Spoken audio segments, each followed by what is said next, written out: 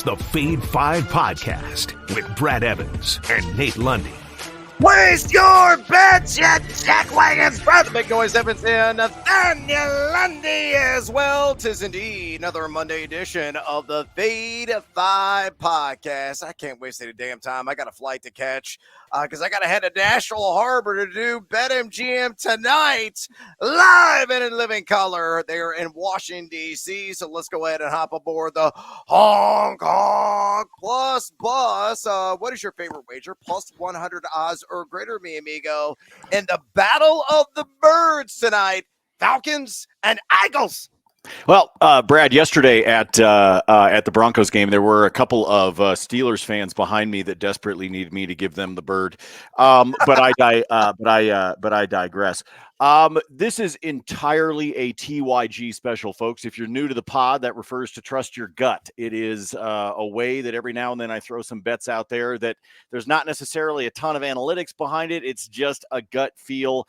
And to be honest, isn't that what a lot of our bets are to begin with? Yeah. So my TYG special for tonight, I don't know why, but I got a feeling that Kyle Pitts splashes 6. Oh. And the best odds that are out there right now, plus 250 over at BetMGM. To be honest with you, I was kind of rolling the dice, going back and forth, little pendulum swinging this morning with both tight ends between Kyle Pitts and Dallas Goedert. I think they both got a chance to be able to find the end zone. But at the end of the day, like I said, a little TYG here. Let's see if Pitts can be not so smelly and find us a touchdown tonight, Brad. Good news is Arthur Smith is still in Pittsburgh last I checked. So hopefully Kyle Pitts will make it a back-to-back end zone strike and spike tonight. I like that one quite a bit. Here's another one I really dig. Devonta Smith. I say the race to 60 receiving yards for Devonta is live and very real at plus 150. Oh, yeah, work the shoulders. I got seduced by that juice. You can grab this at BetMGM. I think they're the only book that offers some of these markets that are out there. But again, no A.J. Brown. Pulled up lame with that hamstring setback on Friday. He's officially listed as doubtful. He's not going to go tonight. So Devonta Smith is going to be the primary weapon down the field. And the Slim Reaper, I think, could put the opposition to sleep. A guy that won his route 13 times in week numero uno, a handsome 2.21 yards per route reception. Was targeted 8 times, caught 6 balls for 84 yards. At 51 of those 84 yards after the catch. Probably going to get a lot of D. Alford in coverage. And D. Alford, a decent cover corner, but in his career has given up a 67% catch rate. Atlanta, after one game, middle of the pack in pass EPAD, entering the week at number 15. So Devonta Smith, I think he's going to get to 60. I think the over-under right now is around 70.5. He will be the first to do so. If you want to, tail me on that or fade living daylights. But if you follow me, plus 150 there at BetMGM. With those bets on the board, let's get after it with another edition of the Fade 5. Number 5. Oh, Uncle Ray-Ray McLoud III. I can't believe I'm wagering on this, so I'm taking the over on 2.5 receptions. If you go to DraftKings right now, they have a 50% boost for the Monday Night Football game. So if you apply it, it takes it down from minus 155, at least for me when I place it, to much more palatable, much more buyable minus 103. So very close to even Steven money. And I think Uncle Ray-Ray is going to get there and grab at least 3 passes in this contest. So you look at what Ray-Ray McLoud did last week, I should say. It was a bit shocking against the Steelers. 7 targets, 4 receptions for 52 yards. Didn't find the end zone, but he ran 18 rounds. Okay, decent amount there, but earned 30.4% of the team target share. A guy that typically operates in the short field. He can stretch outside the numbers at times, but I think Kirk Cousins going to really utilize him on a lot of short routes, some shallow crosses, quick slant routes, maybe a quick out or poster 3. And this one, all I need is 3 grabs. You see that 9.3 A-dot, 9 total route wins on those 18. So we won a route 50% of the time in week 1. And most importantly, he's going to see a lot of action out of the slot. He lined up there 44.8% of the time in week 1, which means he's going to get Avonte Maddox most often in coverage. And Maddox in week number 1, 5 targets, 3 receptions, a 116.7 passer rating he allowed to the Green Bay Packers there in Sao Paulo, Brazil. So put it all together. Uncle Ray-Ray, get some receptions. Uno, dos, and tres, mi amigos. I need 3 of them. And we cash in applying that odds boost at DraftKings at a minus 103. Lundy, numero 5 on the countdown today. Fade or follow. I'm going to follow because I like your usage of the boost in this one to be able to find yourself. Don't try to get overly greedy necessarily with the boost, but you get yourself to almost flat money off of this. And again, big surprise in week 1. And does it carry forward? Yeah, I think there's actually a pretty decent shot that it does. So take advantage of the boost. Get those 3 catches tonight, Ray. Let's see, Ray, and then there's the third. So does that mean there's 6 of them? Yeah, there might be 10 Ray-Rays. I don't care. Uncle Ray-Ray McLoud, the first, second, third, or I don't know, 6. It doesn't matter. Just catch some damn balls. Number 4.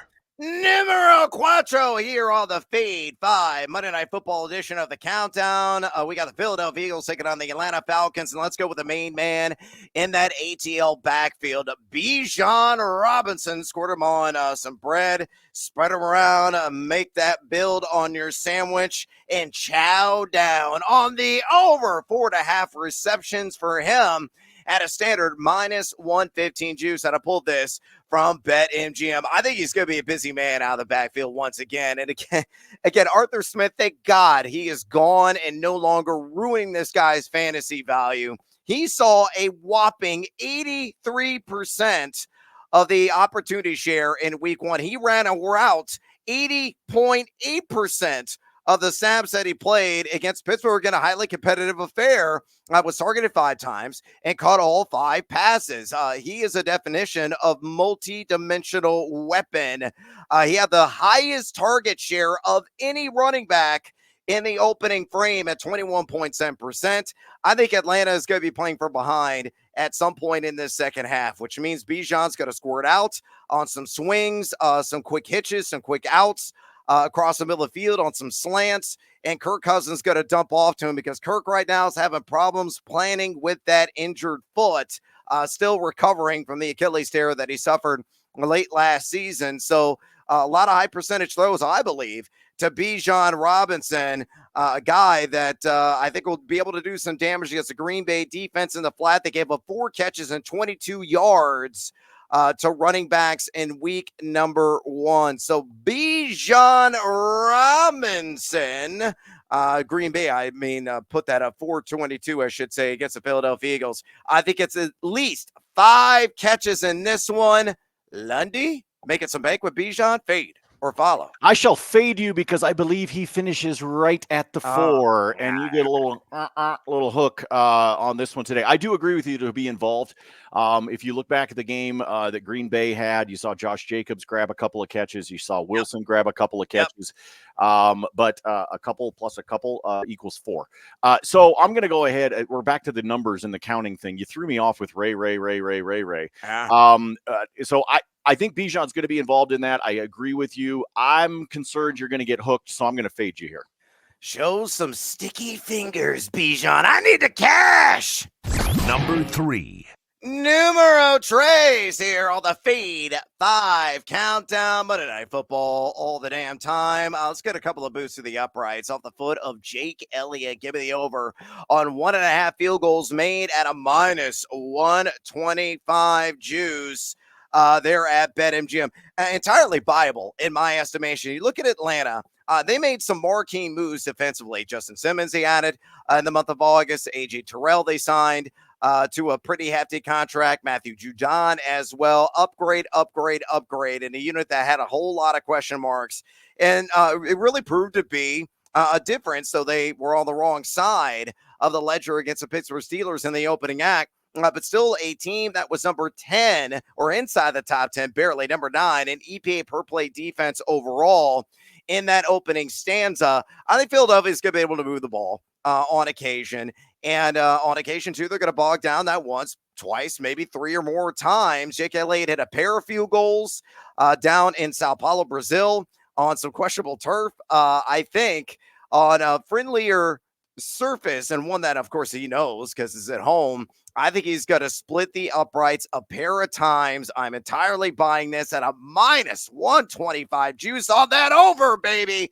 1.5 field goals made at BetMGM. Lundy. Kickers are people too. Fade or follow. Yeah, they are people too. And he is going to be on better turf, at least, knock on wood, we would hope so. I think this is a really smart bet. There's some of these drives that are going to stall out. And I think some of them are going to stall out because they don't have A.J. Brown there. I know he's got some good talent, but he's missing out on one of his biggest weapons. So if you stall out there inside the 30, Jake Elliott comes out, pops a couple through. We cashed yesterday on Mr. Boswell the same way for the Pittsburgh Steelers here at the Mile High City. And I think Elliott does the same thing at home.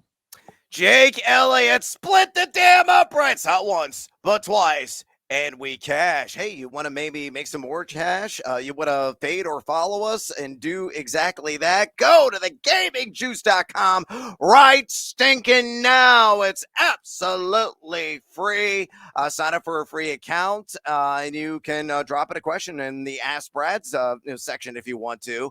If you already look at the waiver wire for your fantasy football league coming ahead of week numero tres, if you have some action that you want to share with the rest of the community, by all means do so in that Ask Brad slow chat that we have every single week there on the site.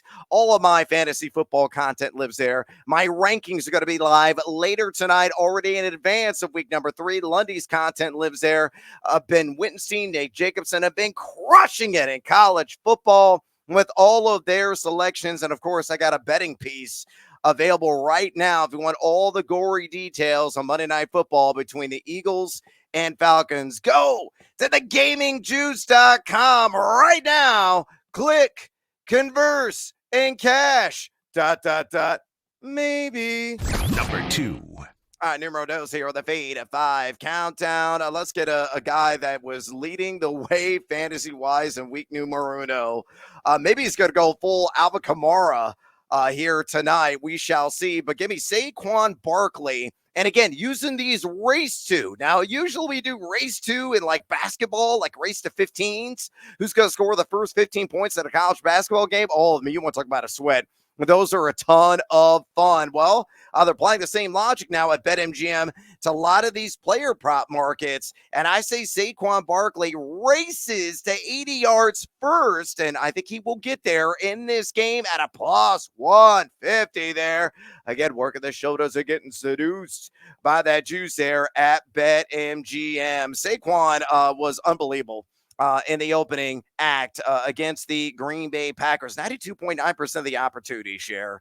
3.58 yards after contact per attempt. Only forced a couple of missed tackles, but it's all about that pump up the volume, pump up the volume, pump up the volume, dance. I mean, Kenneth Gainwell will get a smattering here and there of some touches, but for the most part, Saquon's probably going to get at least 20 grips on the pigskin. I know Atlanta was very good against the run in week number 1, a team that was top 15 in rush EPA defense. But again, I think Philadelphia is going to be in control of this game after halftime. Bijan Robinson's clearly the only threat unless Gainwell, like his single or second carry, somehow rips off an 80-yarder, but I'm not buying that. But I think Barkley, based on volume alone, based on game script as well, gets to 80 yards, the only running back to do that. So this is a nice little fun alternative. If you want to bet on the over on the standard line, just take him to be the first rusher to get to 80 yards at a plus 150 juice there at BetMGM. A little creativity here, Lundy. Fade or follow? I will follow on this one in terms of where I think the volume will be there for Barkley. And I'll share with you in bonus time a couple of other ways that you can play this. But I do like the idea of him getting to 80 first. Excuse me. I think this is a smart way to do it. Plus 150 is a really nice payday. And if the game script goes the way we think it's going to go, then you get Philly with an opportunity to simply hand it off to him multiple times in the second half, and he winds up with these yardages. So as long as Bijan doesn't break off a big one, that pushes him closer to this number. Saquon should be the first one to be able to get there. Boom! In the box score, please, Mr. Barkley. Number 1. Numero uno on the Feed 5 countdown today. My top play of Monday Night Football. Give me the over on Devonta Smith. 24.5 yards on the longest catch. Best juice right down the business at a -118 at FanDuel Sportsbook. I already had Devonta Smith, as you heard at the top of the show, on the plus with him race to 60 receiving yards at a +150. And I think he's going to get a large chunk of that on a singular catch. Again, a guy in week number 1, he had a 25-yard reception in the game. So already cashing once on this prop this season. Did it several times, double-figure times, as a matter of fact. A season ago, won 13 routes in week number 1. And a guy as well, a decent 10.5 yards per target, 2.21 yards per route run. Again, as I mentioned, number 7 in total yak among week 1 wide receivers. And he's just, he has that separation because he's got elite speed.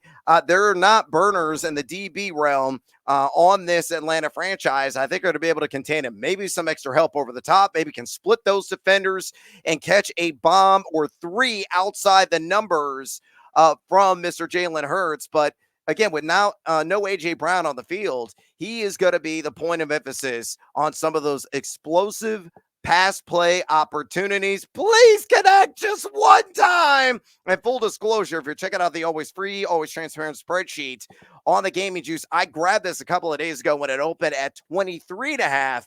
So ticking slightly northward, it might be 25.5 by kickoff, but at a -118 juice at FanDuel. Devonta Smith over, baby. 24.5 yards, longest catch. Good, sir. Better follow. I will follow, and we'll send Devontae on just a streak, just straight down. I mean, and outside the numbers, go.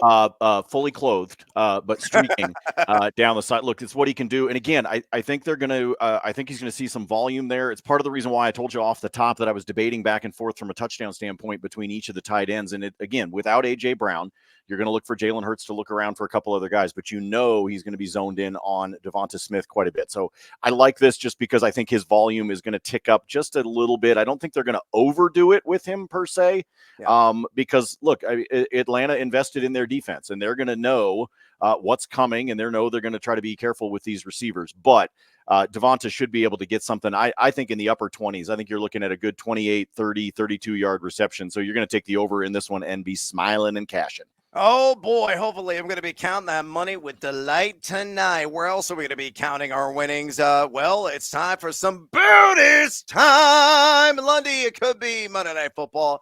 And I know you probably got some action on the diamond as well. Please share the rest of your card, mi amigo. Yeah, we do have some action on the baseball diamond. I'll get to that here in just a second. Couple more plays that I like tonight. I told you I was debating between the tight ends. I do have a bet out there on Dallas Goedert as well from a touchdown standpoint. If you've got one of the no sweat touchdown bets that you can take advantage of, let me throw a concept out for you over at DraftKings plus 475 for Philly's defense to get a touchdown in this one. I could see something like that happening at home. And again, if it's a no sweat, I've told you before, I like using those no sweats, not on the logical, Bijan Robinson, Saquon Barkley type of play. I try to go find somebody that I think is right there in the middle, that's going to have a little bit of a better payday since I'm doing it from a no sweat standpoint anyway. So that is my pick. If you've got one of those no sweats for today, that's who I'm looking at. Maybe Philly's defense to find a way to be able to get into the end zone at a plus 475.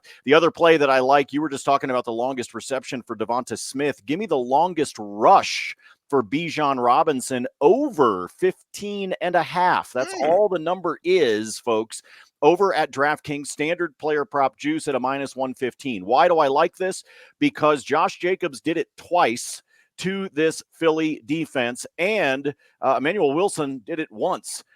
So 3 times in game 1, and I know that's a smaller sample size against this defense, but 3 rushes went over this number in week 1 against Philly's defense. As good as the Eagles are, I think Bijan can break one, and I think that number is set too low at 15.5. If it had crept up to, say, maybe even 17.5, I probably would avoid it. But right now, I'm comfortable with where that number sits, and I think he can get at least one of those to break off. Excuse me. I also want to tell you, when Brad's doing these race twos, these are available at DraftKings as well. They are.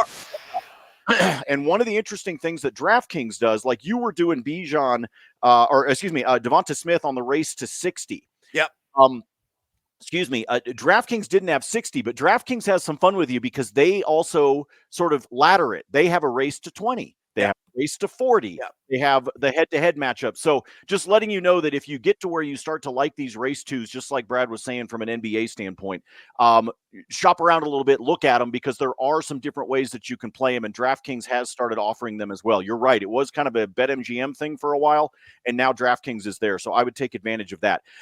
Folks, continue to take advantage of the Rockies. Yes, I know they took 2 out of 3 from Brad's beloved Cubs, who are just flailing. How the hell do you lose to the Rockies when you are in the wild card conversation? I don't get it. And lose in spectacular fashion, mind you. And managed to lose that. The Cubs better get it done on the north side. They need to see the A's here. Yes, they do. By the way, I do like the Cubs today against Oakland. And in fact, I'm not so sure I wouldn't take them on the run line today on the north side at Wrigley. However, we are going to continue to pick on the Rockies. Why? Antonio Senzatella is coming back from the 60-day to take the hill for the Rockies today. Senzatella has not pitched since May. He was pulled early from a start because of some elbow issues, and then he wound up on the IL, and he is expected to be activated. And he's taken on the Snakes. The Arizona Diamondbacks are here. Folks, I'm going to let you sort of pick how you want to put this together, but let me give you a couple of numbers here real quick. Lifetime against Senzatella. Christian Walker has a .519 average with 4 doubles and 2 home runs. Ketel Marte, a .355 average with a total of 3 extra bags. And Eugenio Suarez has a double and 2 home runs against him at .375. Marte, Walker, Suarez, play it however you want, okay? Take each one of them for a hit. Take them for over their total bases. Take them to round first base, look at Senzatella, and laugh at him. I don't care what it is you want to bet on, but the Rockies have decided to bring Senzatella back, and I just have a feeling it's going to be ugly at Coors this evening. So take advantage of that with the Snakes and play the over, by the way, in that contest. I think it's at 10.5. So if you're SGPing with those guys that I just rattled off for you, it could be worthwhile to be able to bring that total down to 8.5 and then play the over, make that one of the legs, and not to completely disparage all of the Rockies. It's Merrill Kelly on the bump for Arizona, and Charlie Blackmon, pretty decent against him, right around 250, 275 lifetime against him. And Blackmon's averages at Coors are so much stronger than they are when he is on the road. He might be somebody take him just for a hit in the game and make him a part of the SGPs as well. Charlie's splits between road and home this season have been even more pronounced than they normally would be. And so the bearded wonder, I think he can get on base safely at least once in this one. So play around with that one. Brad, I can't decide. I'm going to let you be my tiebreaker on this today. I cannot decide which Paul Skeens is going to show up from a strikeout standpoint. He's on the road. He's taking on the Cardinals. I frankly think the Cardinals have a decent chance of winning the game.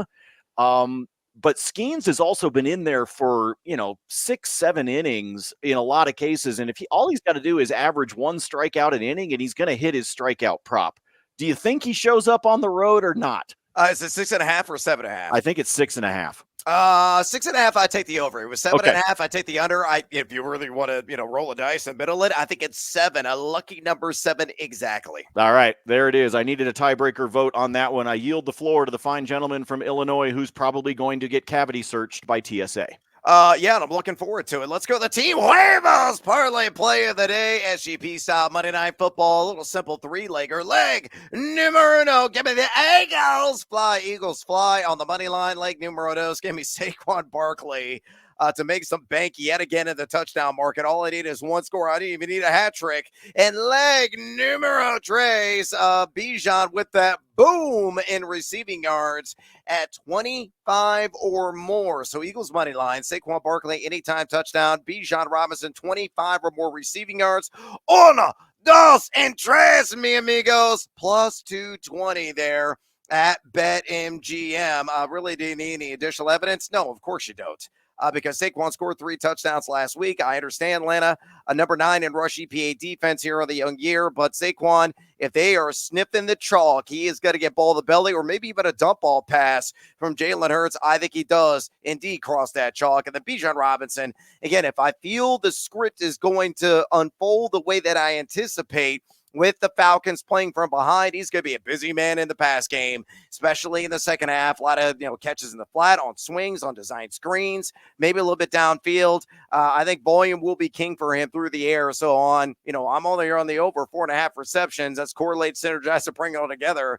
They're not going to be for like 2-yard chunks. I think he's going to get much larger dosages in terms of consumption on the ground, 25 or more receiving yards. And again, I think the Eagles win this game. Number 7, NEPA total offense after 1 week of play. Elsewhere, bonus time, Lundy.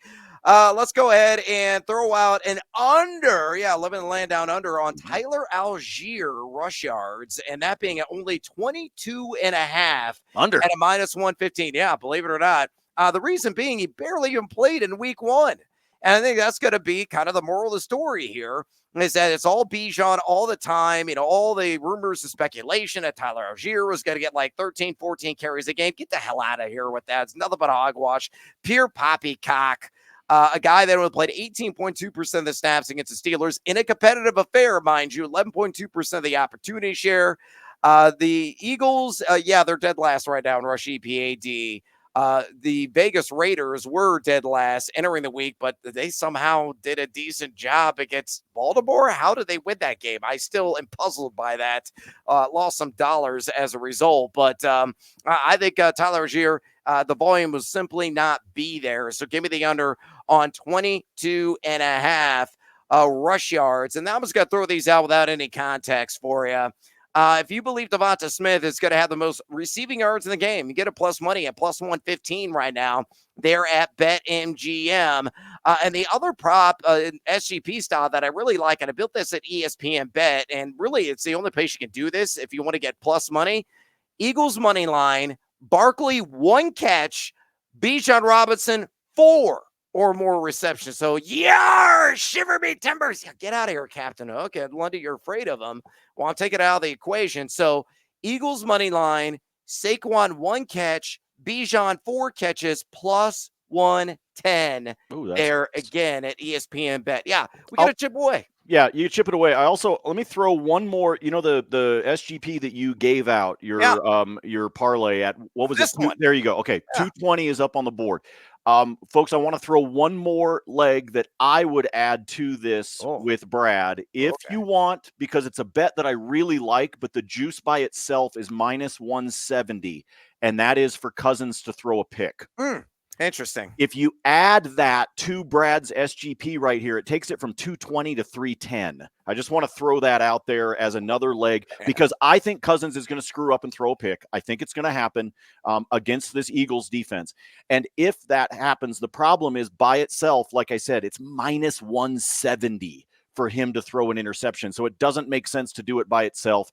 But if you believe, like I do, that he's going to have a brain fart at some point in this contest, and Brad already talked about the fact that he's not planting off that foot like he needs to, if he wobbles one out there, the Eagles will take advantage of it. And remember, I told you one of the no-sweat touchdowns I like is for the Eagles defense to score. Pick 6. Correlate all that together in the potential of a pick 6, and I could see that happening. So that's a leg that I like, whatever SGP you want to do. But it's too much juice for me to bet it by itself. So I got to find something to pair it up with. So I'm just throwing that out there as one that you guys should consider. All right, and that's a wrap here on the Feed 5 Monday Night Football edition of the podcast. Do us a favor, drop us a rating and a review at your convenience. Also, fade or follow us on the X. Lundy, always giving it to you there at Nate Lundy. I do the same at Noisy Huevos. Go to the gamingjuice.com right now, your jackwagon. Sign up for a free account and watch this god-awful face and listen to me shatter your eardrums, if you so please, on BetMGM tonight, live from National Harbor in Washington, D.C., from 7 to 11 p.m. Eastern Time across Odyssey channels, or we're streaming the show as well on the gamingjuice.com. And again, it's absolutely free. For the outstanding and lovely Nathaniel Lundy, I'm Brad Evans. Until next time, as always, feed or follow. That is up to you.